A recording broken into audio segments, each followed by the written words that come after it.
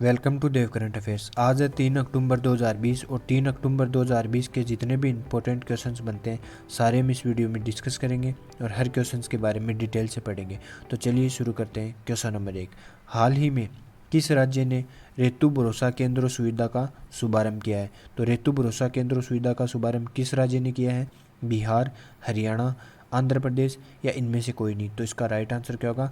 आंध्र प्रदेश के सीएम ने हाल ही में ऋतु भरोसा केंद्र सुविधा का शुभारंभ किसानों की समस्या को हल करने के लिए किया गया है।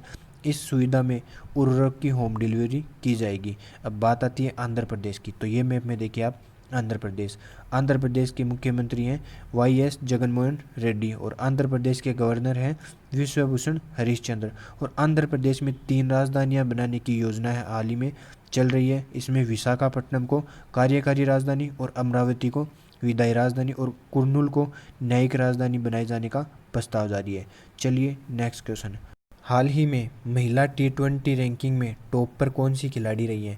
तो महिला T20 रैंकिंग में टॉप पर कौन सी खिलाड़ी है? शेफाली, स्मृति, बेतमुनी या इनमें से कोई नहीं? तो इसका राइट आंसर क्या होगा? बेतमुनी जो ऑस्ट्रेलिया की खिलाड़ी हैं ये टॉप पर रही हैं। और भारत की कौन सी खिलाड़ी टॉप में रही है? तो भारत की तीसरे नंबर पर रही है शेफाली वर्मा और 7वें नंबर पर हैं स्मृति मंदाना। और जेमिहा रोड्रिगेज हैं 9वें नंबर पे जो टॉप 10 की लिस्ट में भारत की ये 3 खिलाड़ियां हैं। चलिए नेक्स्ट क्वेश्चन। हाल ही में किस राज्य ने धरनी वेब पोर्टल लॉन्च किया है? तो किस राज्य ने धरनी वेब पोर्टल लॉन्च किया है? बिहार, आंध्र प्रदेश, तेलंगाना या इनमें से कोई नहीं? तो इसका राइट आंसर क्या होगा? तेलंगाना ने हाल ही में धरनी वेब पोर्टल लॉन्च किया है। तेलंगाना के मुख्यमंत्री के चंद्रशेखर राव 26 अक्टूबर को एकीकृत भूमि रिकॉर्ड प्रबंधन के लिए वेब पोर्टल धरनी का शुभारंभ करेंगे।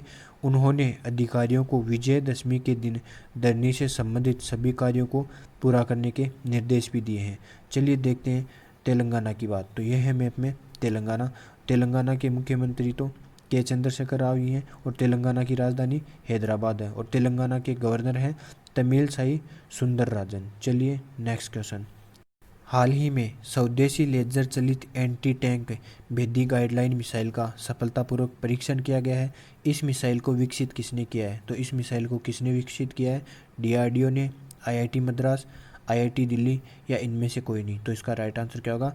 डीआरडीओ ने इस मिसाइल को विकसित किया है। और इस मिसाइल का परीक्षण कहाँ पर किया गया था? महाराष्ट्र के अहमदनगर में इस मिसाइल का परीक्षण किया गया था। और इसकी रेंज क्या है? तो इसकी रेंज है 5 किलोमीटर तक। अब बात आती है डीआरडीओ की। तो डीआरडीओ की स्थापना कब हुई? इसकी स्थापना हुई थी 1958 में और मुख्यालय है दिल्ली। और डीआरडीओ के अध्यक्ष हैं जी सतीश रेड्डी।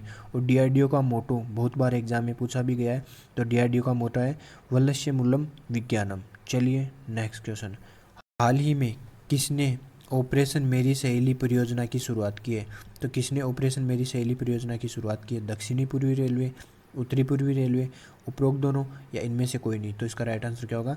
दक्षिणी पूर्वी रेलवे ने महिलाओं की सुविधा के लिए इस परियोजना की शुरुआत की है। चलिए नेक्स्ट क्वेश्चन। हाल ही में किस देश से स्पेशल विमान Boeing 777-300 ER air India one Bharat लाया गया? तो किस देश से लाया गया? रूस, अमेरिका, जापान या इनमें से कोई नहीं? तो इसका राइट आंसर क्या होगा?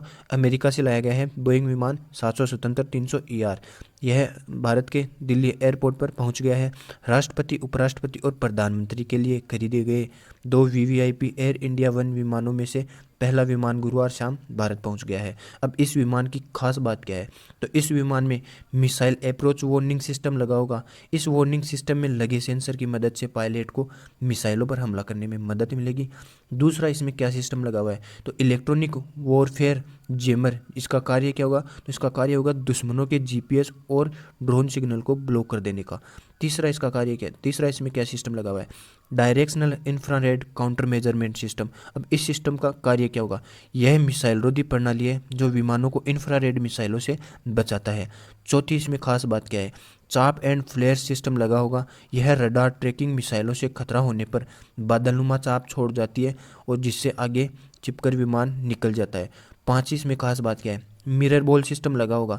यह तकनीकी इंफ्रारेड मिसाइलों से बचाती है। छठी, इसमें खास बात क्या है? सुरक्षित सैटेलाइट कम्युनिकेशन सिस्टम। इस तकनीकी का कार्य इसमें रोशनीनुमा फ्लेयर्स मिसाइलों को भ्रमित करने के लिए छोड़े जाते हैं। इसका लास्ट खास बात क्या है जो सबसे इम्पोर्टेंट है, हवा में ईंधन भरने की सुविधा है और एक बार ईंधन भर दिया जाए तो 17 घंटे तक यह उड़ान कर सकता है। चलिए नेक्स्ट क्वेश्चन में इसरो ने किस वर्ष अपना वीनस मिशन शुरू करने की घोषणा की है? तो किस वर्ष शुरू करने की घोषणा की है? 2022, 2024, 2025 या इनमें से कोई नहीं? तो इसका राइट आंसर क्या होगा? 2025 में इसरो अपना वीनस मिशन शुरू करेगा। अब बात आती है इसरो की, तो इसरो की फुल फॉर्म क्या है? भारतीय अंतरिक्ष अनुसंधान संगठन, Indian Space Research Organisation. Bharat का राष्ट्रीय अंतरिक्ष संस्थान है ये और इसकी स्थापना 15 अगस्त 1969 में की गई और इसका मुख्यालय बंगलोर में है। चलिए नेक्स्ट क्वेश्चन, हाल ही में किस बैंक ने IBE नोट ग्रीन टेक पहल का शुभारंभ किया है? तो किस बैंक ने IBE नोट ग्रीन टेक पहल का शुभारंभ किया है? SBI, PNB, इंडियन बैंक या इनमें से कोई नहीं? तो उसका राइट आंसर क्या होगा? इंडियन बैंक ने हाल ही में IBE नोट ग्रीन टेक का शुभारंभ किया है। इसका उद्देश्य क्या है? तो इसका उद्देश्य है एक पेपरलेस कामकाजी वातावरण प्रदान करेगा यह, और यह उपकरण विभिन्न कार्यालयों द्वारा डिजिटल रूप से लगाए गए नोटों के प्रसंस्करण और ट्रैकिंग को सक्षम बनाता है। चलिए नेक्स्ट क्वेश्चन, हाल ही में real estate developer Bengal Peerless ने किसे अपना ब्रांड एम्बेसडर नियुक्त किया है? तो किसे अपना ब्रांड एम्बेसडर नियुक्त किया है? विराट कोहली, रोहित शर्मा, सौरव गांगुली या इनमें से कोई नहीं? तो इसका राइट आंसर क्या होगा? सौरव गांगुली को हाल ही में real estate developer Bengal Peerless ने अपना ब्रांड एम्बेसडर नियुक्त किया है। ये भारतीय क्रिकेट कंट्रोल बोर्ड के वर्तमान में अध्यक्ष भी हैं। चलिए नेक्स्ट क्वेश्चन, हाल ही में किस राज्य सरकार ने चाय श्रमिकों के लिए आवास कार्यक्रम की घोषणा की है? तो किस राज्य सरकार ने चाय श्रमिकों के लिए आवास कार्यक्रम की घोषणा की है? उत्तर प्रदेश, मध्य प्रदेश, पश्चिम बंगाल या इनमें से कोई नहीं? तो इसका राइट आंसर क्या होगा? पश्चिम बंगाल सरकार ने हाल ही में चाय श्रमिकों के लिए आवास कार्यक्रम की घोषणा की है। इसमें क्या होगा? इसमें 2 महीने के भीतर घर बनाए जाएंगे चाय श्रमिकों के लिए, और इस योजना के तहत सरकार के 500 करोड़ रुपए की लागत आएगी और चाय सुंदरी नामक इस परियोजना को 3 साल में पूरा किया जाएगा।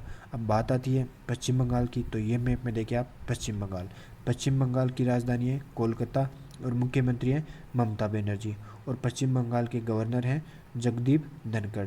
चलिए देखते हैं कल का पूछा गया क्वेश्चन, हाल ही में भारत के कौन से खिलाड़ी दुनिया के मोस्ट मार्केटेबल एथलीट की लिस्ट में शामिल हुए हैं? तो दुनिया के कौन से खिलाड़ी हैं जो मोस्ट मार्केटेबल एथलीट की लिस्ट में शामिल हुए हैं जो भारत के हैं? विराट कोहली और रोहित शर्मा। चलिए देखते हैं आज का क्वेश्चन है, हाल ही में किस राज्य में देश की पहली कोस्ट गार्ड अकादमी का निर्माण किया जा रहा है? तो किस राज्य में देश की पहली कोस्ट गार्ड अकादमी का निर्माण किया जा रहा है? उत्तर प्रदेश में, हरियाणा में, कर्नाटक में या इनमें से कोई नहीं? तो इसका राइट आंसर आप कमेंट बॉक्स में देना। अगर ये वीडियो आपको ज़रा सा भी हेल्पफुल लगे तो इसे लाइक करना, सब्सक्राइब करना। धन्यवाद।